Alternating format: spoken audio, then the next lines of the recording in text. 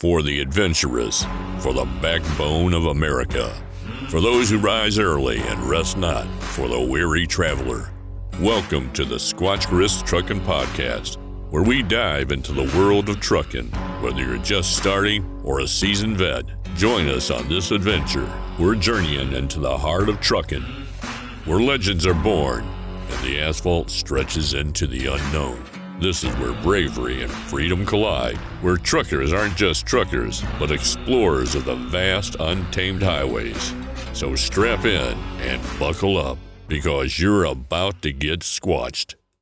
Hey guys, welcome back to episode 13 of the Squatch Risk Trucking Podcast. I'm your host, Dakota Kaufman, and we get this question a lot, and we're just kind of going through an insurance series here on the podcast, but we get this question a whole lot. What is a risk retention group when it comes to insurance companies? And is that something that I should do? So we're going to talk about that today. We're going to talk about what a risk retention group is, the pros and cons of it, and some of the additional exposure of going with a risk retention group. All right, so risk retention groups they're insurance companies or entities owned by their insureds, and they're specifically designed to write the liability insurance for risks of their members.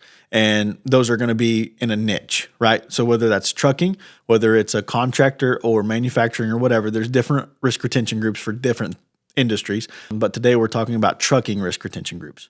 And so they provide an alternative to traditional insurance by allowing companies to pull their liabilities together and self-insure.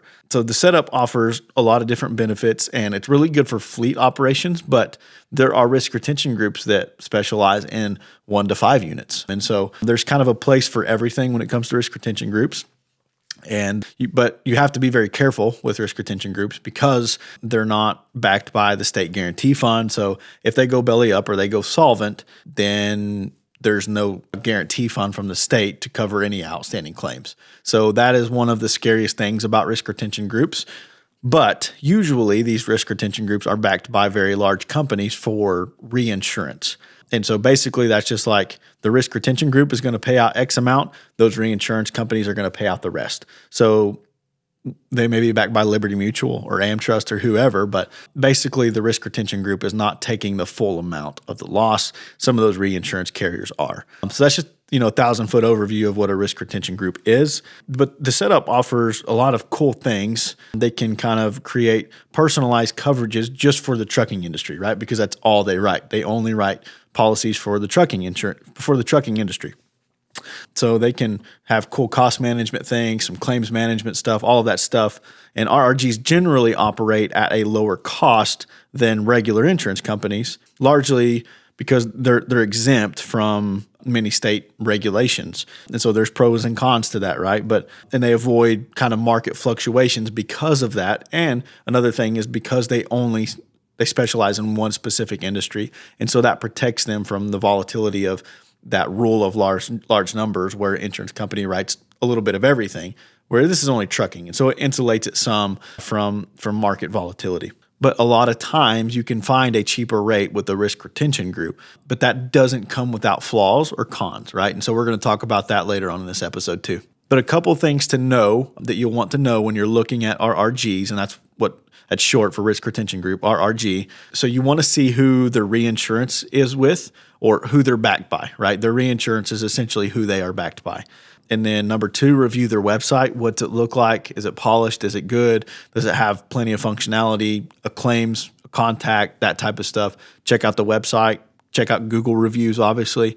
Review their claims process. Whenever you're talking to your agent or whoever to get a quote, and if they're quoting you with an RRG, ask how the claims process is handled and what experience they have with the claims with that RRG, because we are very particular about what risk retention groups we write with. We are very, very picky because of that and because of the financial side of things, right? And so we only choose RRGs that are backed by very, very good companies and are very particular about their claims process and stuff like that, and have top tier customer service type stuff.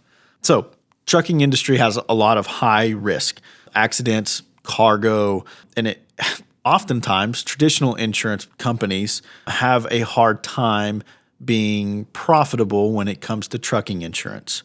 They lack the flexibility. They are ruled by the rule of large numbers. And so their rates are not just dictated by trucking insurance. Sure, that plays into it, and those rates are going to be, dictated by stuff that does happen in the trucking industry, but it's also going to be influenced by all the other stuff that they write as well. And they compile all these numbers together, and that's, if they're profitable in one sector, they may not be in another, but they all bleed over into each other. Where an RRG is only for trucking, or only for contractors, or only for manufacturers. And so what that does is that creates stability with their rates and allows them to operate at a lower cost. Now, a lot of times RRGs can specialize in like certain types of cargo, environmental liability, that type of stuff. There'll be a specialty usually when it comes to risk retention groups. But despite all of these things, there's a lot of advantages for RRGs and a lot of good things about RRGs, but there are also some downfalls. So you have to assess their financial stability and management expertise. So that's like who they're backed by, how long they've been around, look at their financials, read reviews, that type of stuff. RRGs offer a lot of benefits, but it's crucial that if you're getting a quote from one, that you look at their financial stability. Additionally, RRGs are not subject to all state insurance regulations. They're not covered by state guarantee funds. And so this could mean limited protection for members if the RRG does go insolvent or runs out of money to pay claims. So what happens if an RRG goes solvent or runs out of money? Risk retention groups cannot participate in guarantee funds for the state. So the assets or all the stuff that the RRG has, that's all there is to pay the claims, right? So if they run out of money, there's no backup from a state guarantee fund to pay open claims. And that's one of the biggest dangers of risk retention groups. But risk retention groups do have their place. RRGs have shown a lot of potential for stability. And the reason for that, well, there's a few reasons, right? And we'll nerd out on insurance for just a second here. They only focus on one specific industry. And so like I said, we've already talked about it, but they're insulated from all the other stuff that's happening from other industries.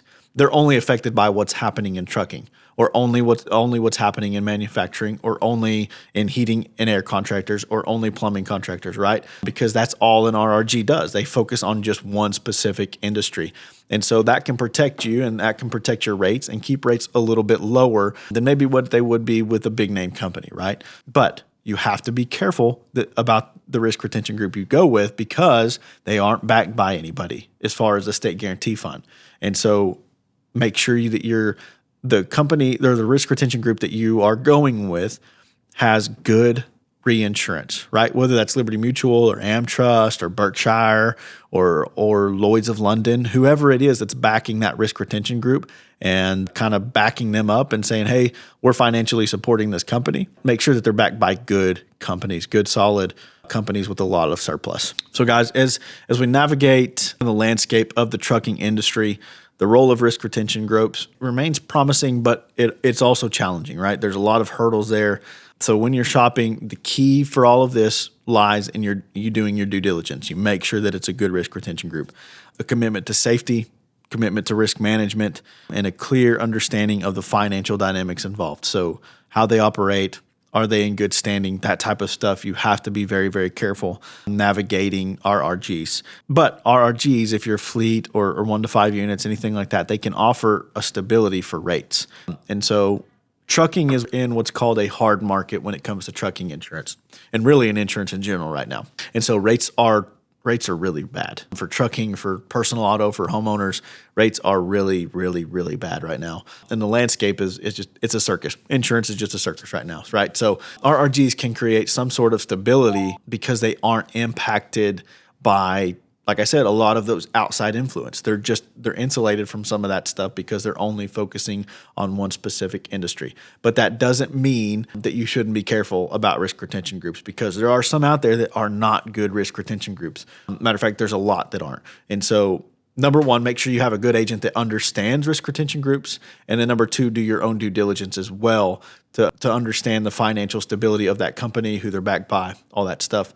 Guys, we would love to hear from you about risk retention groups. What's your experience been with them? Or if you have questions about a risk retention group, We have a lot of programs built out with risk retention groups specifically for trucking, and they're very good ones, and they're solid companies, and we enjoy doing business with them. But that's not the case in every agency, or we are very selective about our risk retention groups, and so we have some good relationships with several. But yeah, we'd love to hear from you if you have more questions about what a risk retention group is, or maybe you had a bad experience with one. Let us know about it. We'd love to hear about that. Guys, that's all I have for you on this episode. This is just a short one. This is just a question that we get a lot about risk retention groups. But we thank you for tuning in, guys. We'll catch you on the next episode.